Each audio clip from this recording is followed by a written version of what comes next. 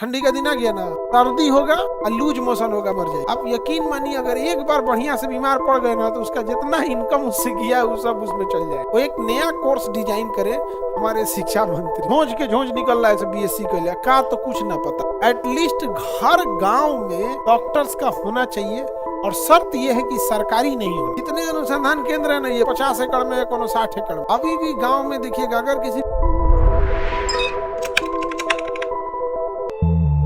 अब किसानों के लिए क्या है, पशु चिकित्सा में जो पशु के डॉक्टर हैं, सब पशु के डॉक्टर मतलब आप लोग वाले डॉक्टर, पशु का जो डॉक्टर है उसकी संख्या बहुत ही कम। पशु के डॉक्टर की संख्या क्या है, कम है। तो अमूमन देखिएगा, पशु का डॉक्टर ज्यादा है कि इंसान का ज्यादा है।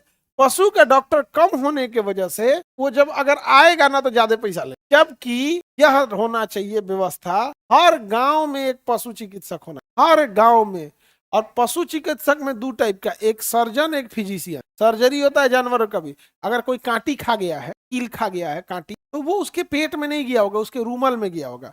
तो जानवरों के पास दो गो पेट होता है, एक रूमल होता है, एक पेट। अब उसमें चुभ गया ना, अब उसको अंदर अजीब सा अफारा बनने लगेगा, मतलब गैस भयानक बन जाएगा। कि पेट में छेद करना होता है सबसे पहले। एक तो इतना बड़ा पाइप होता है, पेट में क्या करे, छेद कर, और उसके अंदर घास सड़ रहा है तो मीथेन गैस, उसमें माचिस मारेंगे आग लग जाएगा। तो पेट में छेद करके माचिस मारेंगे, क्या लग जाएगा, आग लग जाएगा। इतना ज्यादा उसमें अफारा बन जाता है। तो पहले छेद करके उसमें पूरा गैस निकाला जाता है, फिर उसको शून्य किया जाता है खड़े खड़े भैंस को, फिर उसका पेट चीर के इतना हाथ बना के हाथ डाल के पूरा कचड़ा बाहर निकाल लेता है। उसमें कोई कांटी उटी खा लिए तब उसको उसमें पानी भरा जाता है, पानी पूरा पूरा भरिएगा तो जितना कचड़ा है सब बाहर निकल जाएगा, सारा का सारा कचड़ा क्या हो जाएगा, बाहर निकल जाएगा। फिर वो जो रूमल है उसको देखता है कि मतलब जो जिसमें कचड़ा वचड़ा नहीं ना, तो फिर थोड़ा सा वापस भर देता है, ताकि कुछ तो पेटवा में रहना चाहिए, नेचुरल उसी की चीज है।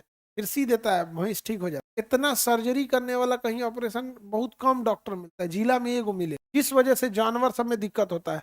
कांटी ईंटा पत्थर खा लेंगे, गर्दन टाइट हो जाएगा, पैरवा दूर हो जाएगा, इसे धीरे धीरे धीरे धीरे गर्दन पकने लगेगा, मर जाएगी। सर्जरी करने वाला तो हर गांव में एक और एक सर्जन डॉक्टर्स का होना चाहिए।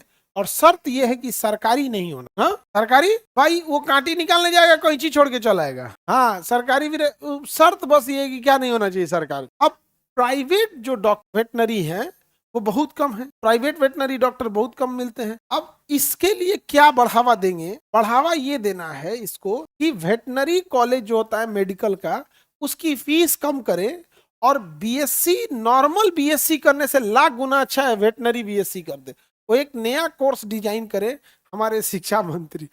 हम भी किससे बोल रहे हैं, खैर हम क्या ही बोल सकते हैं, लेकिन हम बोल रहे हैं दिल पे हिमालय पत्थर रखकर कि हमारे शिक्षा मंत्री ये करेंगे। हमारे शिक्षा मंत्री को एक कोर्स डिजाइन करना चाहिए। जो बच्चे बीएससी कर रहे हैं, कूड़ा के भाव निकल रहा है, सब झोंझ के झोंझ निकल रहा है सब बीएससी के लिए का तो कुछ ना पता। एटलीस्ट हर गांव में अगर वेटनरी बीएससी किया हुआ मिलेगा, 3 साल 4 साल में वो फिजिशियन तो हो ही जाएगा। हाँ, सर्जन के लिए कमी रहेगी, उसका भी आप कोर्स डिजाइन कीजिए तो एक नॉर्मल सर्जन, और फिर 4 गांव के बीच में एक मेन सर्जन रखिए कि अगर बड़ा ऑपरेशन करना है वो कर। पशु चिकित्सा एकदम बर्बाद हो गया।